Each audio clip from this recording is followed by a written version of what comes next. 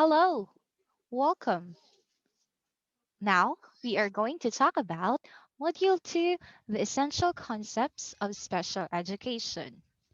For this module, we are going to talk about the topic 1, meaning of special education and categories of children with special needs. Exceptional children and youth, like other students in regular classes, are individuals with their unique traits and characteristics. Some of them learn slower than the average students, like those with mental retardation. Meanwhile, those who are gifted and talented, like they learn very fast and show creativity in their work. There are exceptional children who have learning disabilities so that although their mental ability is average or even above average, they do not learn as much as they can. Still, others have sensory disabilities like blindness or low vision and deafness. We still have communication disorders, physical disabilities like cerebral palsy, spina bifida. We have also spinal cord injuries and limb deficiency. Chronic health impairments like epilepsy, juvenile diabetes, asthma, cystic fibrosis, and hemophilia. However, in spite of their disabilities, exceptional children and youth, like other children, have the same psychological needs. They want to belong, to be accepted, to be appreciated, and to be loved. In return, they are capable of showing appreciation, gratitude, love, and friendship. The Department of Education Special Education Division of the Bureau of Elementary Education manages and supervises the special education programs all over the country. Special education enables exceptional children to study in regular schools or in special schools. The special education teacher helps them participate in school activities through a modified or functional curriculum. And now, are you ready to learn? Let's proceed to the learning objectives.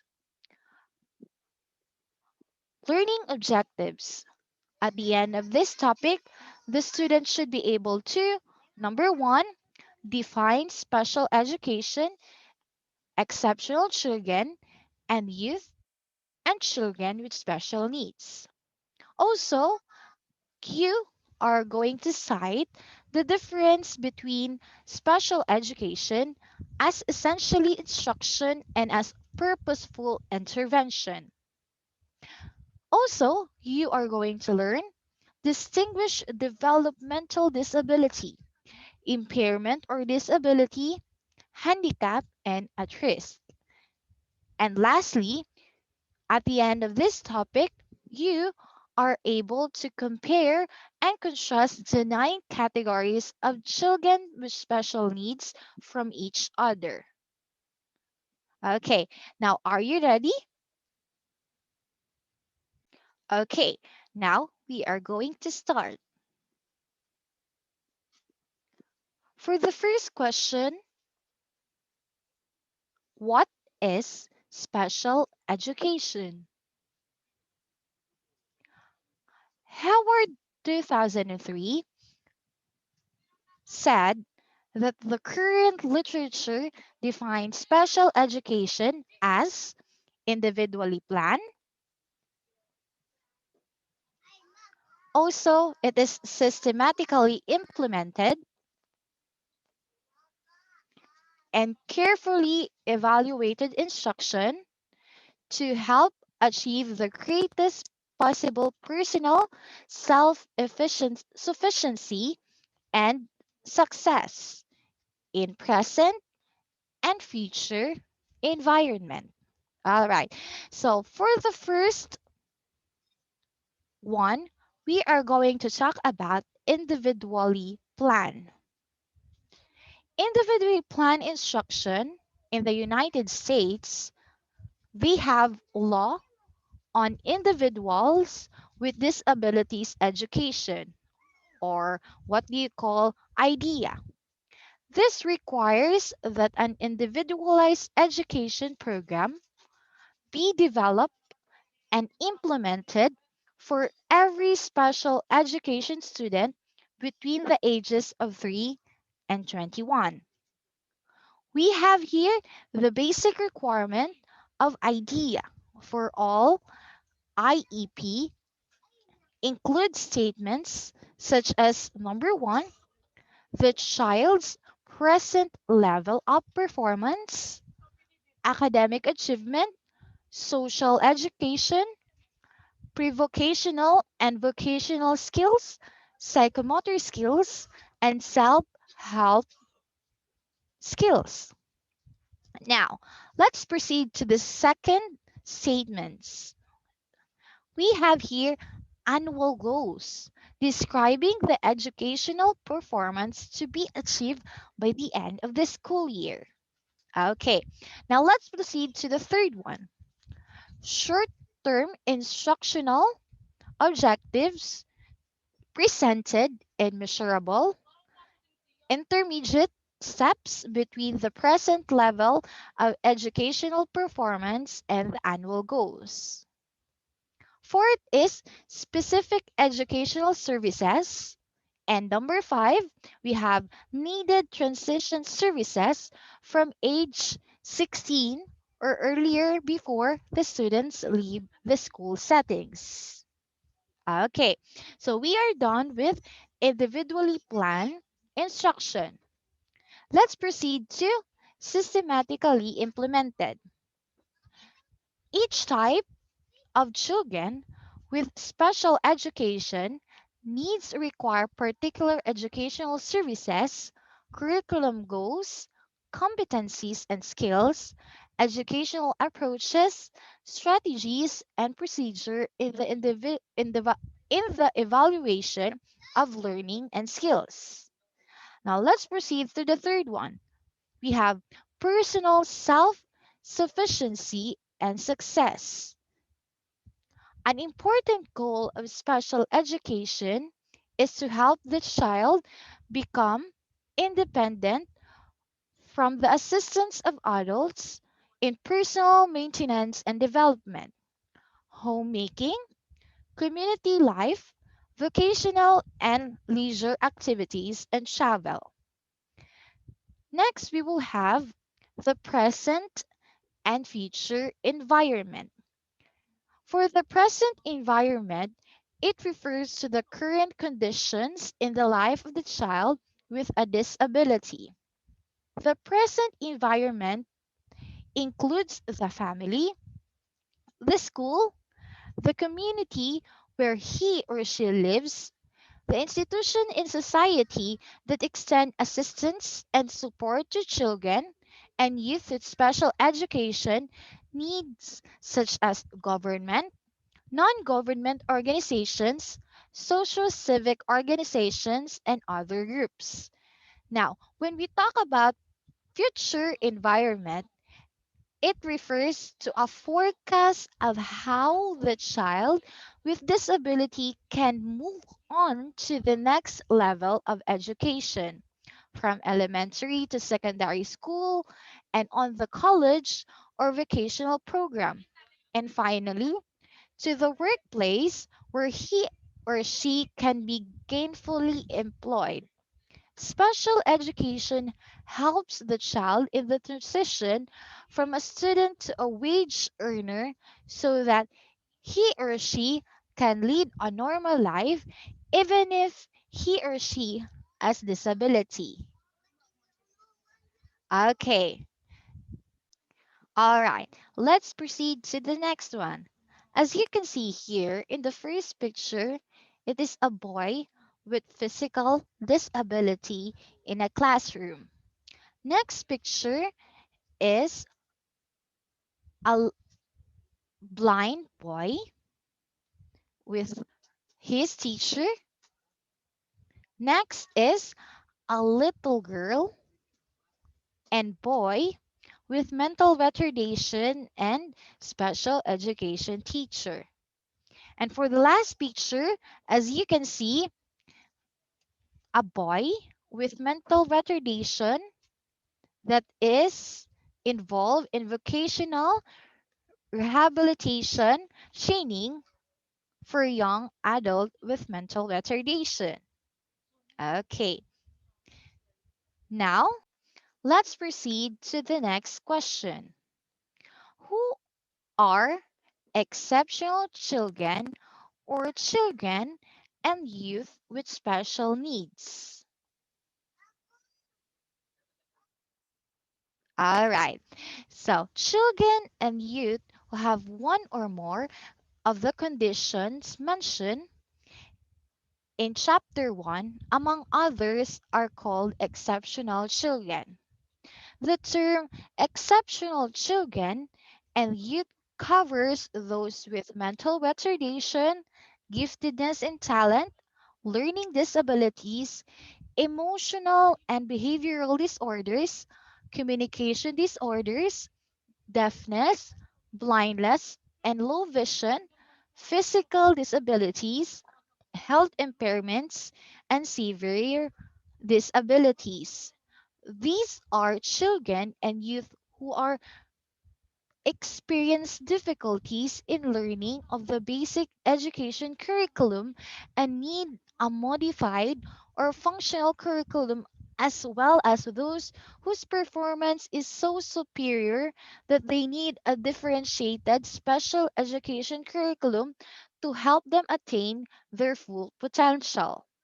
Exceptional children are also referred to a children with special needs or CSN. Like the other children and youth in elementary and secondary schools, the mental ability of exceptional children or CSN may be average, below, or above average. All right. So now we are going to discuss the 4 points of view about special education stated by Howard 2003. So the first one is special education is a legislatively governed enterprise. So let's talk about it. This point of view is expressed in the legal basis of special education that are discussed in our first topic in Module 1. We have Article 4, Section 1 and Section 5, Article 13, Section 11 of the 1987 Philippine Constitution guarantee that the state shall protect and promote the rights of all citizens to quality education at all levels, and shall take appropriate steps to make such education available to all. The state shall provide adult citizens, the disabled and out of school youth with training civics, vocational efficiency, and other skills. The state shall adopt an integrated and comprehensive approach to health and other social services available to all people at affordable costs. There shall be priority to the needs of the underprivileged, the sick, the senior citizen, the disabled, women, and children.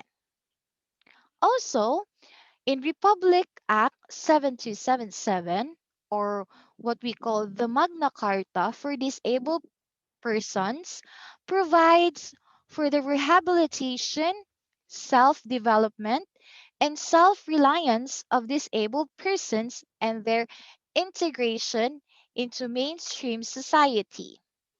The Philippine policies and guidelines for special education provides that every child with special needs has a right to an educational program that is suitable to his and her needs. Special education shares with regular education basic responsibilities of the educational system to fulfill the right of the child to develop his or her potential. There are many other laws, memorandum, and curriculum that have been enacted through the years in support of special education. Okay, now let's proceed to the second point of view of her word. Special education is part of the country's educational system. So, in here, special education is part of Department of Education's basic education program. With its modest historical beginnings in 1907, special education is now a major part of the basic education program in elementary and secondary schools. The Special Education Division of the Bureau of Elementary Education formulates policies, plans, and programs, develop standards or develop standards of programs and services. There are special education programs in public and private schools in all the regions of the country. The government continues to grant scholarships to deserving school administrators and teachers to pursue the graduate degrees at the Philippine Normal University and the University of the Philippines. In-service education programs are conducted to upgrade the competencies of administrators, teachers, and non-teaching personnel. Networks and linkages in the country and overseas are sustained. All right. So let's proceed to the third point of view. We have here special education is teaching children with special needs in the least restrictive environment. In the final analysis, teaching is what special education is all about. From this perspective, special education is defined in terms of the who, what, how, and where of its implementation. Now let's have first the who. So what do you mean by who? The exceptional children or the children and youth with special needs are most important persons in special education. Then there are school administrators, the special education teachers, the regular teachers, the interdisciplinary teams of professionals such as the guidance counselors, the school psychologist, the speech therapist, physical and educational therapist, medical doctors, and specialists who help provide the specific services that exceptional children need. So we are done with who. Now let's define the term what. Every exceptional child needs access to a differentiated and modified curricular program to enable him or her to learn the skills and competencies in the basic education curriculum. The Individualized Education Program, or the IEP, sets the annual goals, the quarterly objectives, the strategies for teaching and evaluation of learning, and the services the exceptional child needs. We are done with what. Now, let's move on to how. Children with mental retardation are taught adaptive skills and basic academic content that are suitable to their mental ability. Gifted children are provided with enrichment activities and advanced content knowledge so that they can learn more than what the basic education curriculum offers. Most of them are in accelerated class, where they finish elementary education in 5 years instead of six. Children who are blind learn Braille and orientation and mobility adjustable techniques. Those are deaf learn sign language and speech reading. Now let's proceed to where. There are several educational placement for these children. The most preferred is inclusive education, where they are mainstream in regular classes. Other types of educational placements are special schools, residential schools, self contained schools, and homebound and hospital instruction. Now let's proceed to the next one.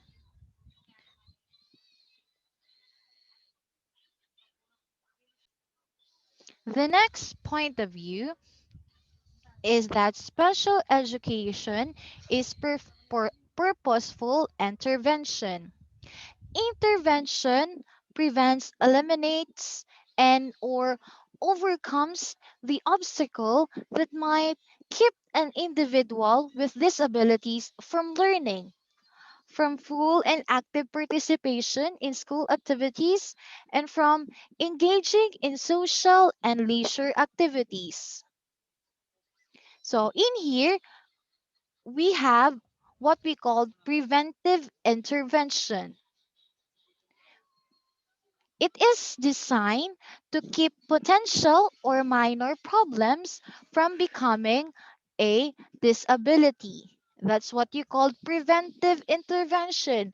Now, when we say primary intervention, it is designed to eliminate or counteract risk factors so that a disability is not acquired. Now, when we say secondary intervention, it is aimed at reducing or eliminating the effects of existing risk factors. When we say tertiary prevention, it is intended to minimize the impact of a specific condition or disability among those with disabilities. And when we say remedial intervention, it attempts to eliminate the effects of a disability. Now, let's talk about the basic terms in special education. We have developmental disability, impairment, or disability, handicap, and at risk. Buckle up, let's start. So, when we talk about developmental disability, it refers to a severe chronic disability of a child 5 years of age or older that is. So we have here categories. Number one, we have attributable to mental or physical impairment or a combination of mental and physical impairments. So number two, we have manifested before the person attains age 22. Number three, we have likely to continue indefinitely.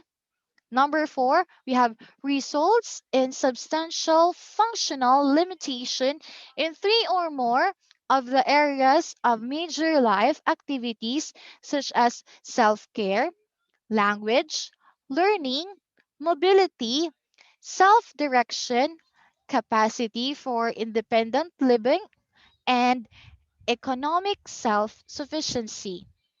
Next, for number four, category in developmental disability, we have reflects the person's need for a combination and sequence of special care, treatment, or other services that are lifelong or of extended duration and are individually planned and coordinated. Stated, by Byrne Smith, 2002. Okay, so let's proceed to the second term. We are done with developmental disability. So now let's talk about impairment or disability. So what is it? It refers to the reduced function or loss of a specific part of the body or organ. A person may have disabilities such as blindness or low vision, deafness or hard of hearing condition, mental retardation, learning disabilities, communication disorders, emotional and behavioral disorders, physical and health impairments, and severe disabilities. These disabilities or impairment limit or restrict the normal functions of a particular organ of the body. In the case of sensory disabilities, the blindness and deafness, vision or sight, and audition to hearing do not function normally and restrict the person's seeing and hearing. The speech mechanism is impaired in communication disorders and cause the person to have voice problems, improper rhythm and timing in speech, and even stutter. The skeletal and nervous system are impaired in cases of physical and health impairments and severe disabilities. Impairment and disability are used interchangeably. Now, we are done with impairment or disability. So now, let's proceed to the next term, which is the,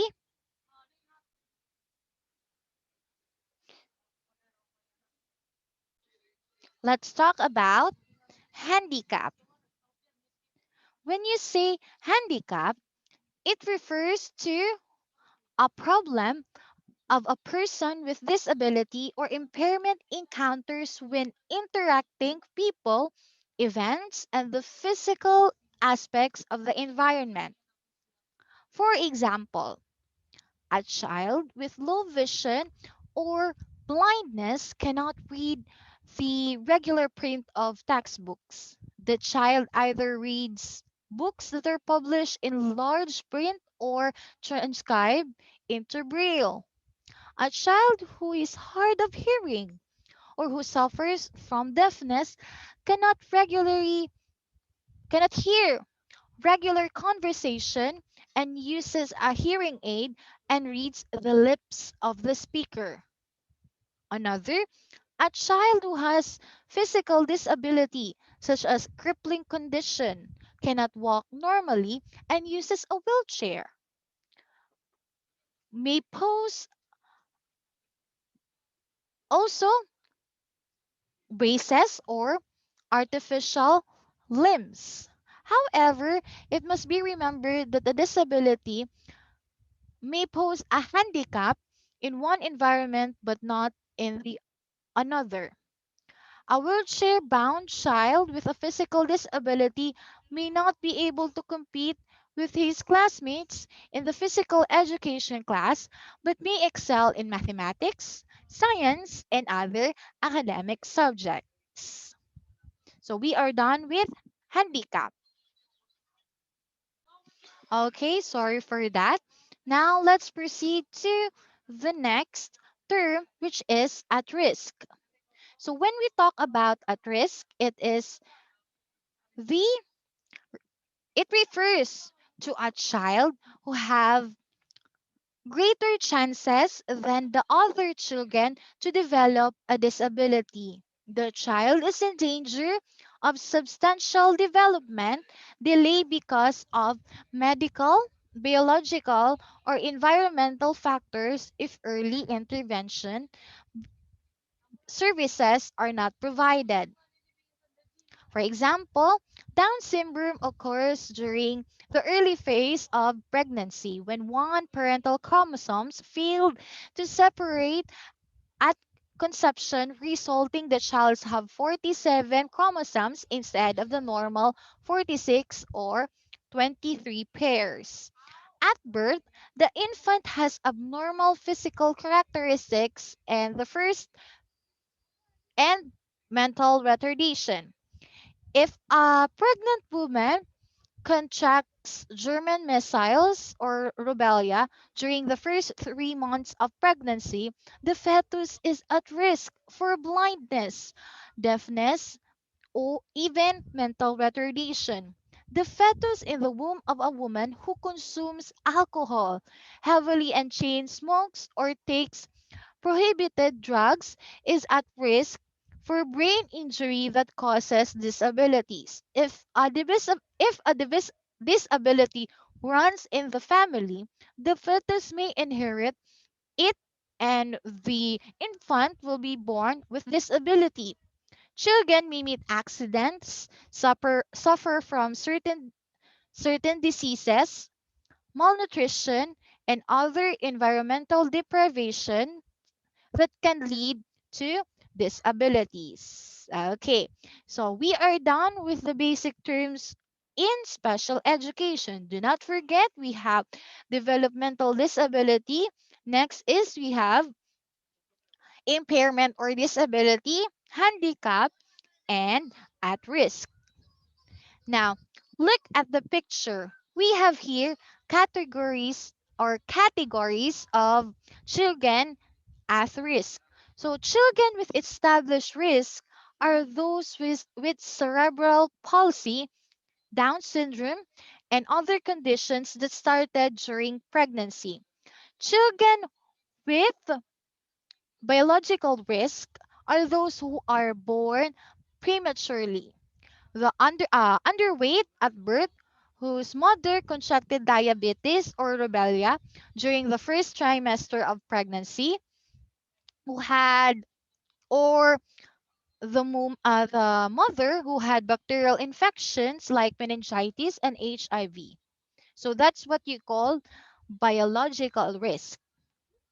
Now, when we talk about environmental risk, it results from extreme poverty, child abuse, absence of adequate shelter and medical care, parental substance abuse, limited opportunities of nurturance, and social simulation. So as you can see here in our screen, the first picture is a young boy with mental retardation. Next, in the second picture, it is a young girl with physical disability. We have here the pupils, or students of the Philippine School for the Deaf in Pasay City. And for the last picture, as you can see here, a girl who used Braille in her education. Okay, that's it for our part one of topic one. So I hope that you continue to watch the next video. Okay, see you in the next video. Bye bye.